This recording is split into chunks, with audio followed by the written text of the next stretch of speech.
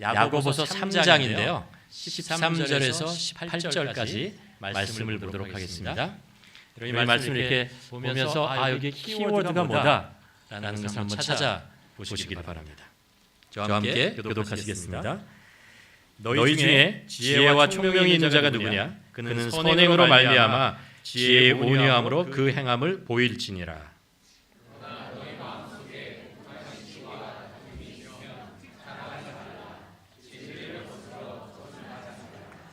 이러한 지혜는 위로부터 내려오는 것이 아니요 땅 위의 것이요 정욕의 것이요 귀신의 것이니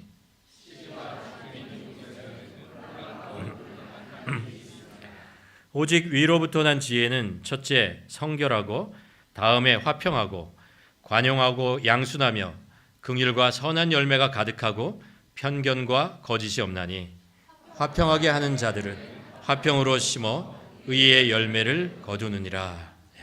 예, 아멘. 키워드가 뭐죠? 예, 맞습니다. 지혜입니다. 우리가 이제 야고보서를 보면서 신앙의 성숙에 대한 이야기를 하잖아요. 신약의 성숙은 사실 인격의 성숙이고 우리 인생의 성숙과 같습니다. 이런 성숙이란 말을 우리가 좀 더 편한 다른 말로 표현한다면 저는 어른이 되는 것이라고 생각을 합니다. 어른이 조금씩 돼가는 것. 우리가 이제 몸이 자라는 것고 마음이 자라고 우리의 신앙에 그리고 우리의 인생에 모든 것이 좀 어른이 되어가는 그런 과정. 야고보서에서 우리가 어떻게 하면 우리가 신앙의 어른이 되는가라는 이야기를 합니다. 그 중에서 이제 하나 생각할 수 있는 것이 바로 오늘 말씀에 나온 지혜라고 하는 것이죠. 나이가 들수록 지혜가 점점 많아진다라는 이야기를 합니다. 어떻게 보면 지식의 양은 줄어들지 모르겠습니다.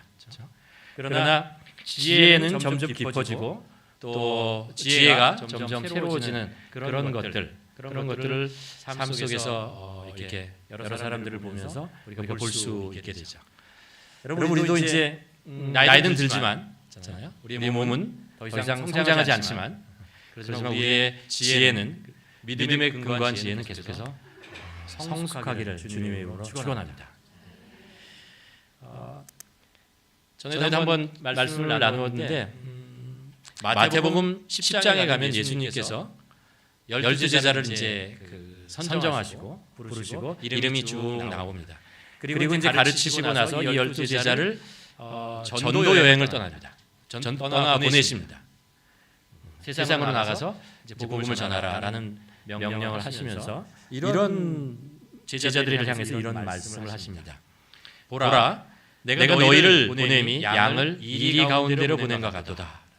세상에 나가서 산다는 것은 그렇게 쉽고 만만한 것이 아니다라는 이론적이고 뭐 이런 것은 아니다라는 거죠. 그러면서 말씀하시는 것이 뭐냐면 그러므로 너희는 뱀과 같이 지혜롭고 비둘기같이 순결하라 라는 말입니다. 비둘기처럼 순결하다라는 것은 우리의 영혼이 하나님을 향해서 깨끗하다라는 의미입니다. 하나님을 바라보고 또 하나님을 볼 수 있는 그런 마음의 상태를 얘기합니다. 그곳에서 참된 믿음이라고 하는 것이 생겨나죠. 우리의 마음이 순수하고 깨끗할 때 우리는 하나님을 더욱더 분명하게 볼 수 있고 그 속에서 우리의 믿음이 커지고 또 그 믿음을 통해서 우리는 하나님의 음성을 들을 수 있어요. 하나님의 마음을 우리가 느낄 수 있게 되는 거죠. 또 예수님께서 말씀하시는 것이 지혜로라라는 말씀이에요. 지혜로운 것은 이렇게 얘기할 수 있을 것 같아요. 우리가 순수한 마음을 통해서 알게 된 하나님의 뜻을 우리 삶 속에서 우리 생활 속에서 인생 속에서 살아내는 거죠. 살아내는 방법. 그것이 지혜라고 우리가 얘기할 수 있을 것 같습니다. 그렇다면 이런 생각을 한번 해볼 수 있을 것 같아요. 믿음은 있는데 지혜가 없다. 그럼 어떻게 되는 거죠? 아니면 지혜는 있는데 믿음이 없다. 이렇게 되면 어떻게 되는 거예요? 믿음은 있는데 지혜가 없으면 주위에 있는 사람이 고생을 할 것 같습니다. 약간 좀 힘들어질 것 같은 생각이 좀 들어요. 그렇죠? 근데 거꾸로 지혜는 있는데 믿음이 없으면 어디로 나갈지 모르겠어요. 이 방향이 어디로 갈지 있잖아요. 이 지혜라고 하는 것으로 만들어내는 많은 것들이 도대체 어디로 갈 것인가라는 생각을 하게 되는 것이죠. 우리의 하나님께서 우리의 원하시는 것은 지혜라고 하는 것이 하나님을 향한 순수한 마음, 순결한 마음이 우리의 바탕이 돼서 그래서 지혜롭게 우리의 삶을 살아가는 것, 그것을 원하십니다. 그래서 이 말씀을 제 표현으로 한다면 이렇게 바꿔서 표현할 수 있을 거예요. 우리는 순수해야 하지만 순진해서는 안 된다. 우리는 순수해야 하지만 순진해서는 하지 않는다는 거죠. 왜냐하면 많은 사탄의 유혹과 세상에 이렇게 유혹들이 있기 때문에 우리가 너무 순진하면 안 된다. 좀 더 지혜로움이 필요하다라는 거죠. 그것이 우리가 살아가는 중요한 어떤 근거가 되리라고 생각합니다.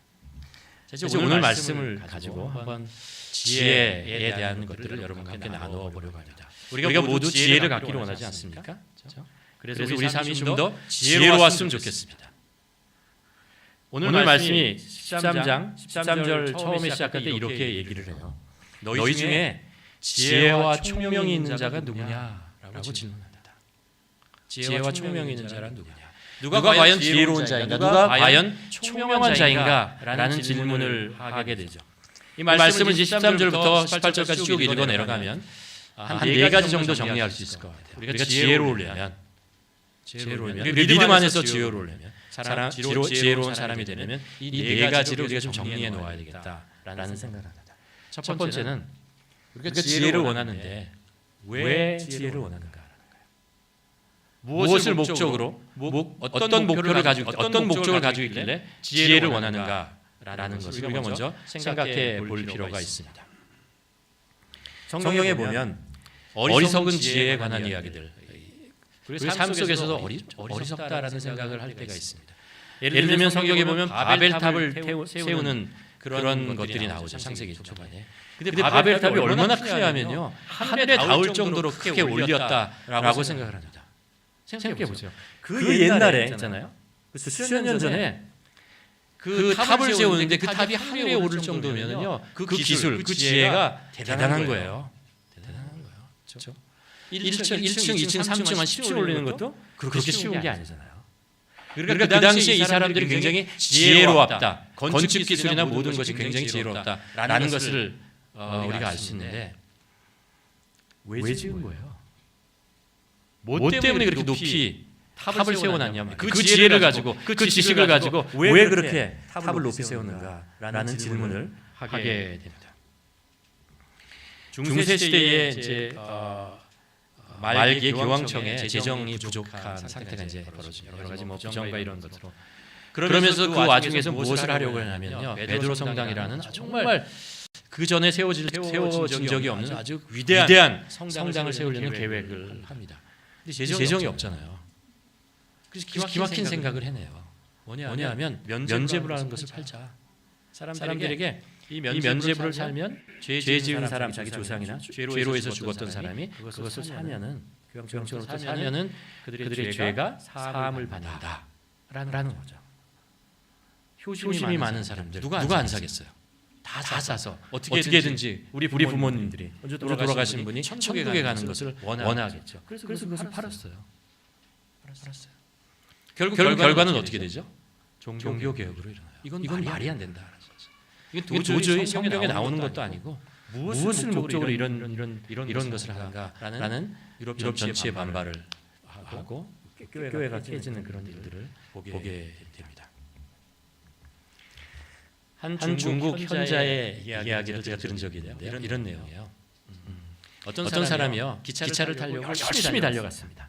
남들보다 앞서가고 열심히 달려가가지고 막 떠나려 하는 기차를 탁 탔어요. 예전보다 일찍 탁 탔어요.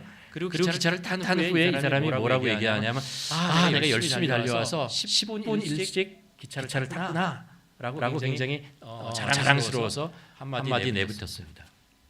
그때 이제 그 이야기를 듣고 있던 현자가 이런 이야기를 합니다. 그렇게 벌은 10분으로 도대체 무슨 대단한 일을 하려고 하십니까? 우리가 세상을 살아가면서 많이 노력하고 지혜를 쓰고 지식을 쌓고 많은 것을 하는데 도대체 그게 무엇을 목적으로 하고 있는가? 분명한 목적, 타당한 목적이 없으면 그 애쓰고 수고하는 것이 무슨 소용이 있는가라는 그런 질문을 하고 있는 거죠. 여러분, 세상에서 우리가 살아가면서 애쓰고 수고하는 많은 지혜와 지식과 이걸 사용해서 하는 것이 무엇을 향해서 그것을 하게 합니까? 성공이죠. 성공이다. 그렇죠? 분명한 것 하는 성공입니다. 좀 더 노력하고 좀 더 지혜를 쓰고 좀 더 시간을 쓰고 수고하면 성공한다라는 것입니다. 과연 성공의 실체는 잘 모르겠지만 그것이 물질일 수도 있고 지위일 수도 있고 권력일 수도 있고 즐거움일 수도 있고 평안일 수도 있고 안전일 수도 있고 이렇게 되는 것이죠.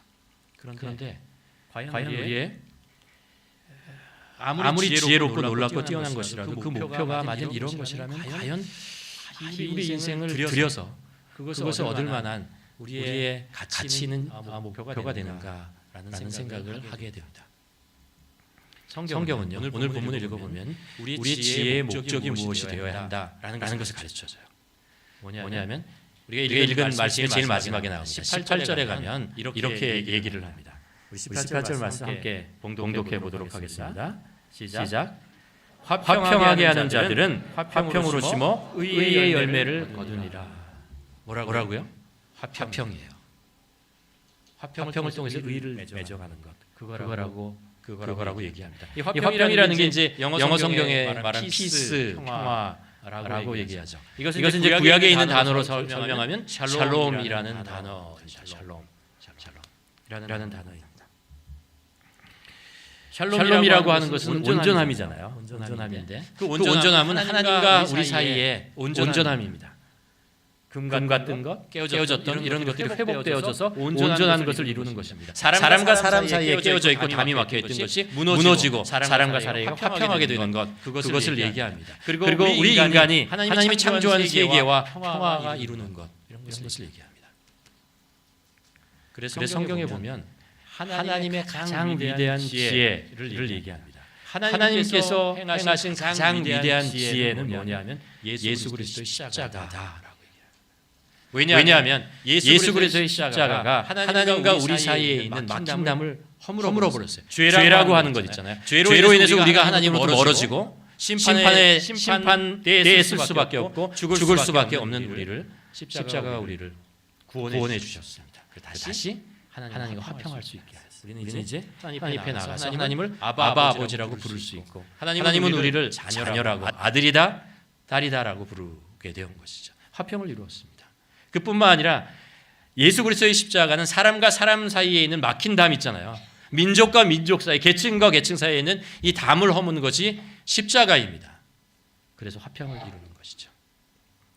그러니까 우리가 생각하는 있잖아요. 우리가 이 세상을 살아가면서 가장 소중하게 여기는, 가장 중요하게 여기는 그 지혜의 목적이 무엇이냐 되면 우리도 화평이에요. 화평을 이루는 것입니다.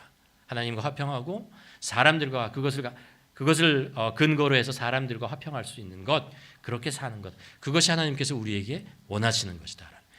만일 하나님께서 여러분에게 무엇인가를 주셨다면, 선물을 주셨다면, 재물일 수도 있고 건강일 수도 있고 무엇일 수도 있습니다. 지혜일 수도 있습니다. 그러면 우리는 그것을 가지고 무엇을 이루느냐? 우리의 지혜를 사용해서 화평을 이루는 화평을 이루는 것, 그것이 하나님께서 원하시는 것입니다. 그래서 예수님께서 말씀하시잖아요. 하나님의 아들은 누구이냐? 화평케 하는 자다. 세상에서 화평을 이루는 자가 하나님의 자녀라고 이름을 부르심을 받을 것이다 라고 말씀하고 있는 것이죠. 또 하나 오늘 말씀이 이제 첫 번째가 우리가 살펴보는 게 지혜의 목적이 무엇이냐라는 걸 분명히 알아야 된다는 것이고, 두 번째는 지혜의 기초가 무엇이냐, 지혜는 어디서부터 시작되는가 라는 것입니다. 13절 말씀을 가만히 읽어보면요, 너희 중에 지혜와 총명이 있는 자가 누구냐? 그는 선행으로 말미암아 지혜의 온유함으로 그 행함을 보일지어다. 이게 이제 선행이라고 하고 뒤에는 뭐라고 했냐면 그 행함이라고 하잖아요. 선행을 통해서 행함이 구체적으로 나타나는 건데, 이게 이제 영어 성경으로 읽어보면 앞에 있는 선행을 뭐라고 표현했냐면 good life라고 했어요. 뒤에 있는 행함은 deeds, 뭐 일하는 행하는 거 있잖아요. 그렇게 표현했어요. 이 원어로 이제 찾아가 보면 선행이라는 것은 뭐냐면요, 하나님의 은혜로 인해서 변화받은 삶이에요. 삶. 그러니까 어떤 처음에 나오는 선행이라는 것은 내가 착한 일 해야지 이런 얘기가 아니고요. 하나님으로 인해서 내 삶이 변화된 내 삶의 전체의 모양을 얘기하는 거예요. 그 모양. 그리고 두 번째 나오는 그 행함이라고 하는 것은 그 하나님으로 인해서 변화받은 삶, 인생, 그러니까 그 속에는 우리의 인생관, 가치관, 세계관, 이 모든 것이 포함되어 있는 거죠. 그 포함 속에서 나타나는 하나의 행동이라는 거예요. 이 행동, 저 행동 하는 것 있잖아요. 이렇게 얘기하는 거예요. 그 행동이 어디에 기초하고 있냐? 믿음에 기초하는 거예요. 믿음을 기초로 해서 나오는 행동이라고 하는 것. 그게 이제 원어적으로 표현하는 것입니다.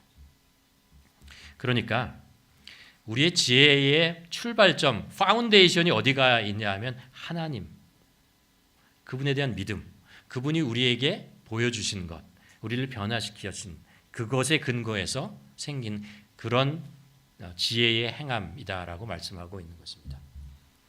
이 말씀을 이제 구약으로 이렇게 고대로 가져가면 우리가 잠언서와 전도서의 말씀을 기억할 수 있게 됩니다. 여호와를 경외하는 것이 지혜의 뭐라고요? 근본이다 라고 얘기하는 거죠. 여호와를 경외하는 것이 지혜의 근본이다 라고 성경이 우리들에게 가르쳐 주고 있습니다. 왜 그럼 도대체 여호와를 경외하는 것이 지혜의 근본이 되어야 하는가라는 거죠. 이게 이제 잠언서에 나오는 말씀이에요. 그렇죠? 지혜서에 나오는 거예요. 이것을 놓치면 어리석게 된다라는 거예요. 어리석은 행동을 하게 된다라는 것입니다. 그러니까 하나님을 두려워하지 않으면 인간이 지혜가 어리석어진다는 거예요. 교만하여지고 그리고 탐욕적으로 변해간다는 것입니다. 바벨탑 보세요. 그 놀라운 기술과 지혜를 가지고 높이 쌓으려는데 그 목적이 무엇이냐면요, 하나님 없는 세상을 만들어내는 거예요. 하나님과 견줄 만한 능력을 가진 존재로 되겠다라는 것을 목표로 해서 달려가며 그것을 했다라는 거예요. 탐욕적이죠. 그리고 어리석습니다. 지혜라고 하는 것은요, 칼과 같아요. 잘 사용하면 유용합니다. 많은 것들을 할 수 있고 요리도 할 수 있고 건축을 할 수 있고 다양하게 사용할 수 있는 그런 것이 칼이죠. 그런데 이 칼이 잘못 사용되면 어떻게 되죠? 사람을 죽이는 살상 무기가 되어버립니다. 인간의 지혜가 얼마나 놀랍다는 것은 우리가 인간이 만들어놓은 문명을 보면서 정말 알 수 있어요. 정말 놀라운 것들이 많다는 것을 알 수 있습니다. 제가 이제 중국에 좀 살았었잖아요. 중국에서 제가 보았던 것 중에 가장 입이 떡 벌어지는 게 하나가 뭐냐면요, 만리장성이에요. 혹시 만리장성 보셨어요? 이제 만리나 이제 장성이 이렇게 있다 그러는데 제가 북경에서 이렇게 좀 북쪽에 가서 산 위에서 만리장성에 한번 서봤어요. 이렇게 차 타고 가가지고 이렇게 걸어서 이렇게 올라가서 만리장성에 딱 쓰면요, 기가 막혀요. 왜 기가 막히냐면요, 이 성이 이게 무슨 평지에 도시를 막기 위해서 세우는 이런 게 아니에요. 만리장성은요, 산의 능선, 높은 산에 있잖아요. 사람들도 안 살아요. 아무도 안 사는 산 능선 꼭대기에 있잖아요. 꼭대기에 담을 만들어 놓은 거예요. 근데 그게 끝없이 보여요. 내 시야가 있는 끝까지 계속 돼요. 왼쪽으로 가도 그렇고 오른쪽을 봐도 계속 끝까지 돼요. 근데 만리장성이요, 담이 벽이니까 벽이 뭐 이렇게 두껍게 아니에요. 그 벽의 담의 중간으로 이렇게 성에 마차가 지나갈 정도로 커요. 그 마차로 지나갈 정도로 큰 그 만리장성이 끝없이 보이는데 제정신이야? 이거를 당나라 때부터 만들었어요. 당나라면 우리나라 역사 돌아가 봅시다. 조선시대, 고려시대, 통일시대, 이런 데로 나가는 거예요. 1000년이 넘은 때부터 만들었어요. 수백 년 동안 만들었죠. 한 1000년 동안 만든 것 같은데 그걸 만들어냈어요. 와, 넌 정말 중국 저 사랑합니다. 중국 진짜 대단하다라는 생각을 합니다. 또 하나 놀라운 건요. 제가 파리에 잠깐 갈 일이 있는데 에펠탑 앞에 서봤습니다. 에펠탑이요. 저는 이렇게 모형으로만 봤거든요.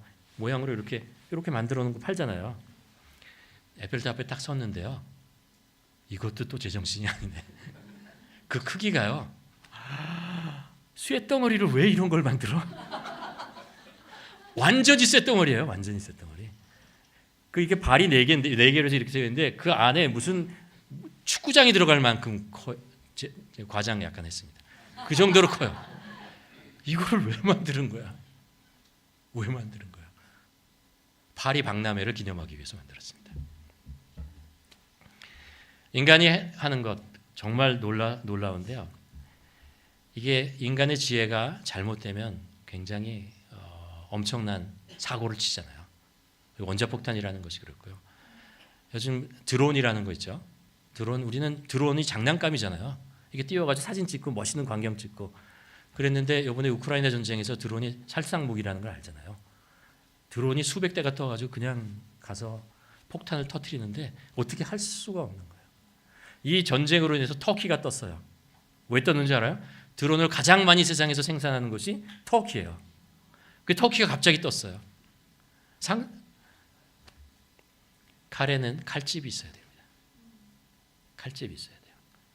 마음대로 칼이 휘둘러대면 안 된다는 거죠.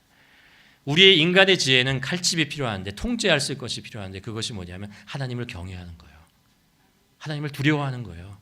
우리의 지혜가요. 정말 많은 것을 할 수 있는데 우리의 지혜로 만들어낸 많은 것이 나중에 가서 하나님 앞에서 심판을 받는다는 거예요.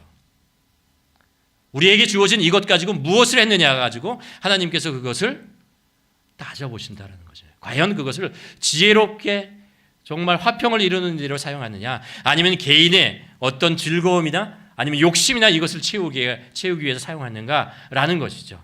그게 하나님의 지혜예요. 하나님의 그 두려워하는 마음이 거기에서 나온다라는 것입니다. 갈라디아서 5장 13절에서 사도 바울이 이런 말씀을 합니다. 형제들아 너희가 자유를 위하여 부르심을 받았나니 그러나 그 자유로 육체의 기회를 삼지 말고 오직 서로 사랑으로 서로 종노릇하라라는 것이에요. 십자가를 통해서 우리가 자유를 얻었어요. 더 이상 종의 노릇을 하지 않아도 돼요. 사탄의 우리의 멸망의 길로 가지 않아도 되는 그런 자유를 얻었습니다.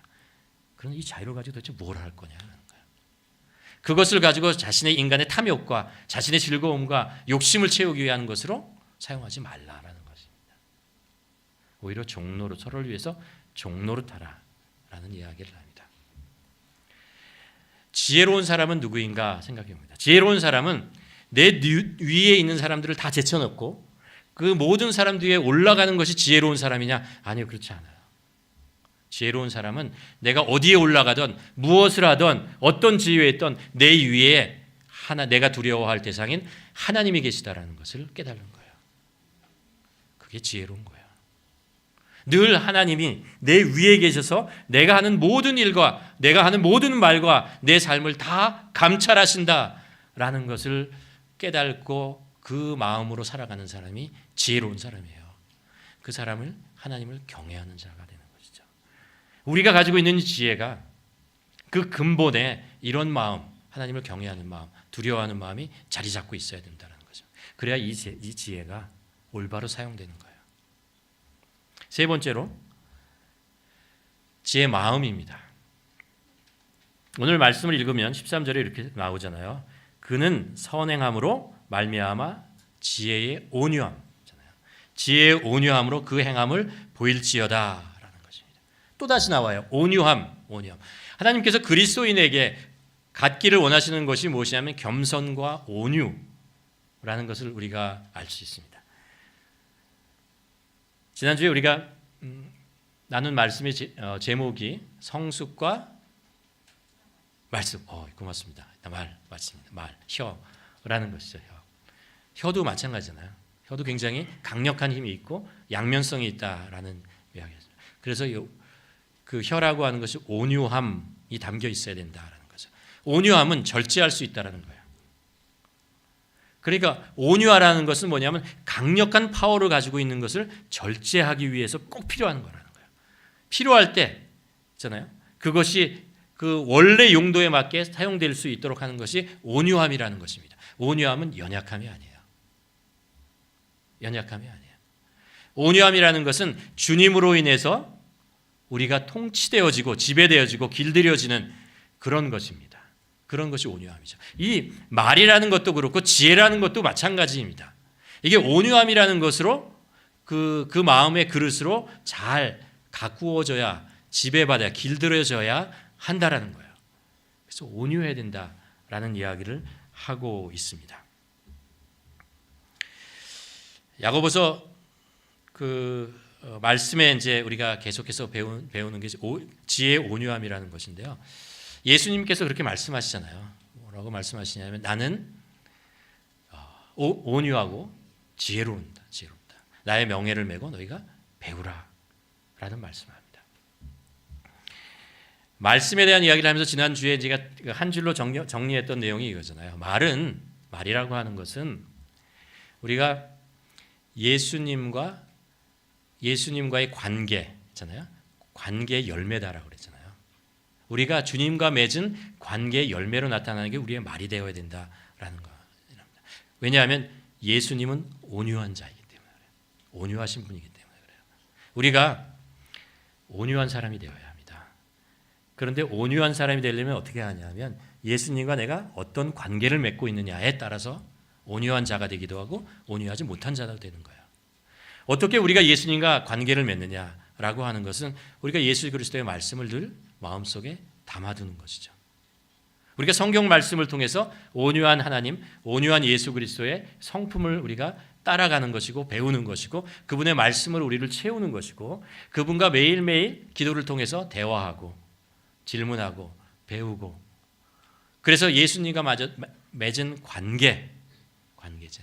그 관계의 깊이가 깊어질수록 우리는 다 온유해질 수밖에 없어요. 왜냐하면 예수님이 온유하신 분이기 때문에 그래요.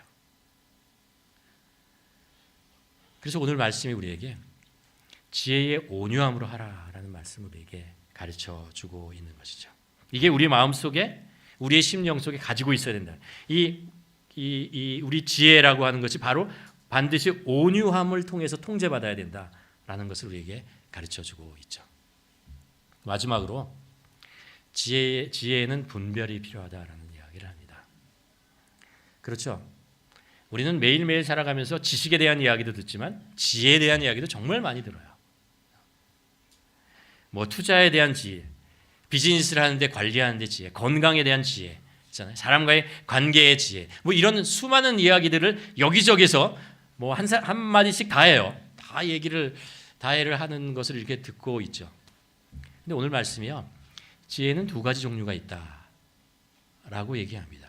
하나는 뭐냐면 땅 위의 지혜고 또 하나는 하늘로부터 오는 지혜가 있다라는 것입니다. 그것을 분별할 수 있어야 한다라고 얘기를 합니다. 왜냐하면 땅 위의 지혜는 어떤 결과를 맺냐 하면 14절에서 16절에 보면 이렇게 얘기하죠. 위로부터 내려온 것이 아니요 땅 위의 것이요 정욕의 것이요 귀신의 것이다 라고 합니다. 그러면서 독한 시기와 다툼이 있으며 자랑이 있고 진리를 거슬리고 거짓이 있다라는 거예요. 그 방향이 어디를 향하냐면 땅을 향한다는 거예요. 땅에 무엇인가 놀라운 것을 만들어내고 자기의 이름을 새기려고 하고 욕심을 가지고 정욕에 따라가는 것 있잖아요. 그리고 이게 마귀적이다라는 것은 뭐냐면요, 그것이 죄를 짓는다라는 거예요. 지혜가 있는데 죄를 지어요. 에이, 지혜가 있는 사람이 왜 죄를 지어요? 아니요, 솔로몬이 죄를 짓더란데요. 그 지혜로운 솔로몬이 그 지혜를 가지고 무엇인가를 많이 하려고 그러다가 결과가 뭐예요? 그 속에 많은 산당들과 우상들을 계속 지어나가고 사람들을, 백성들을 괴롭히고 힘들게 만들고 그런 것들을 볼 수 있습니다. 지혜로운 사람이 악하지 않다고? 악하게 된다니까요. 왜 그렇다고요? 하늘로부터 오는 지혜가 아니라 땅의 지혜를 구하기 때문에 그렇다는 거예요. 자신의 욕심과 자신의 업적과 무엇을 자꾸 세우려고 하면 그 지혜는 결국 그 사람을 파괴시킨다는 거예요. 그렇기 때문에 오늘 말씀이 무슨 이야기를 하냐면 땅 위의 것이 아니고 정욕의 것이 아니고 마귀의 것, 사탄의 것이 아니고 하늘로부터 오는 지혜를 구하라 라고 말씀하고 있는 것입니다. 위로부터 오는 지혜는 이런 일을 이룬다고 해요. 17절에 보면 성결하고, 다음에 화평하고, 관용하고, 양순하고, 긍휼과 선한 열매가 가득하고, 편견과 거짓이 없는, 하늘로부터 오는 지혜는 그렇다는 거예요. 야고보서 1장 5절에 보면, 그래서 야고보가 이런 말씀을 우리에게 전해줍니다. 너희 중에 누구든지 지혜가 부족하거든 모든 사람들에게 후회해 주시고 꾸짖지 않으시는 하나님께 구하라. 하늘로부터는 지혜를 구하라는 거예요.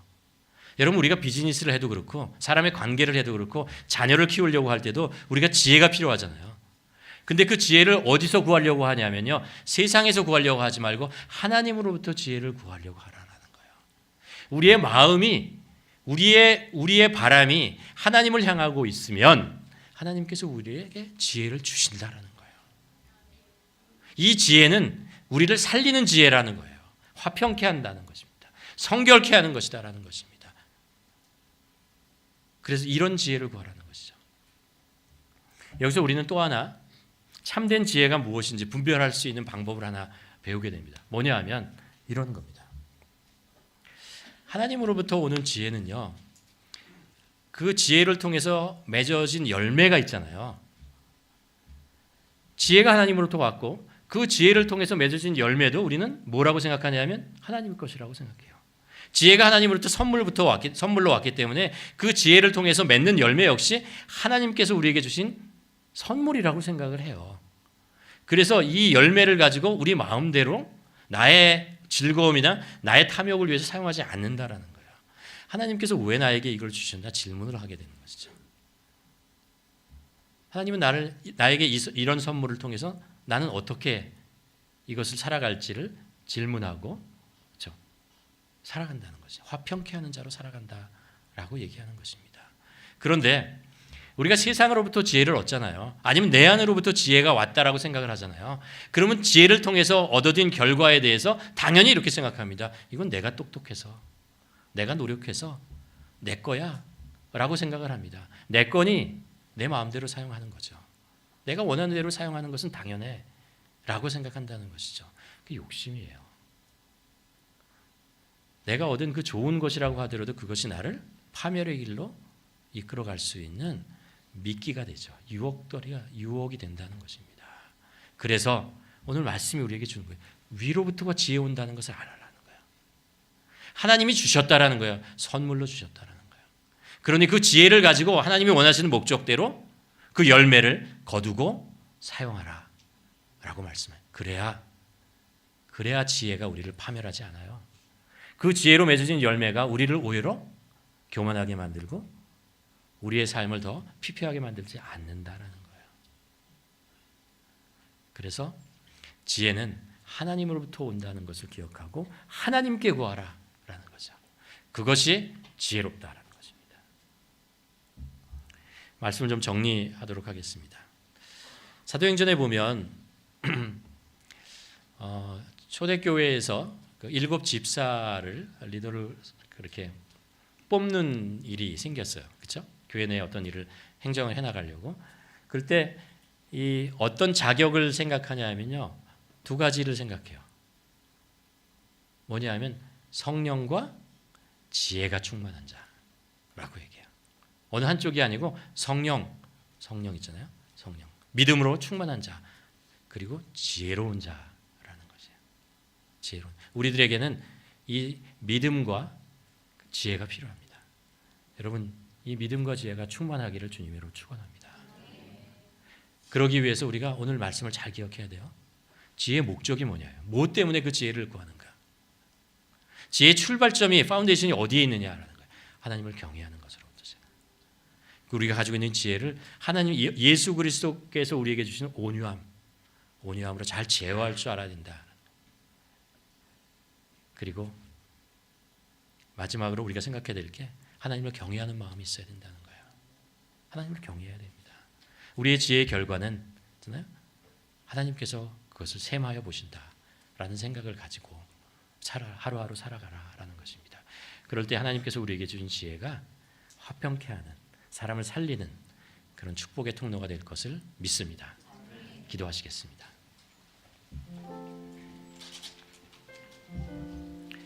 이 시간에 우리 함께 저희에게 정말 오늘 말씀이 주는 그 지혜를 저에게 주시옵소서 한번 기도했으면 좋겠습니다. 또 하나 우리 같이 한번 중보기도 하고 싶은 것이 있습니다.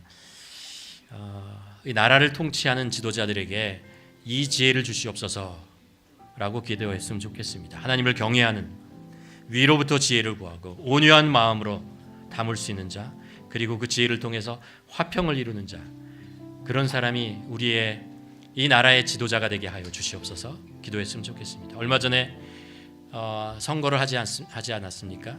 그 지도자가 또 세워졌습니다. 얼마 후에 한국에도 지도자가 세워질 것입니다. 이 지도자가 정말 하나님을 두려워하는 자가 되었으면 좋겠습니다. 하나님으로부터 지혜를 구하는 자가 되었으면 좋겠습니다. 그리고 함부로 얘기하는 것이 아니고 온유함을 담았으면 좋겠고, 그것을 통해서 화평을 이루는, 하나님의 화평을 이루는 그런 자로 세워주시옵소서. 우리 함께 이 기도 제목을 가지고 기도하는 시간 갖도록 하겠습니다.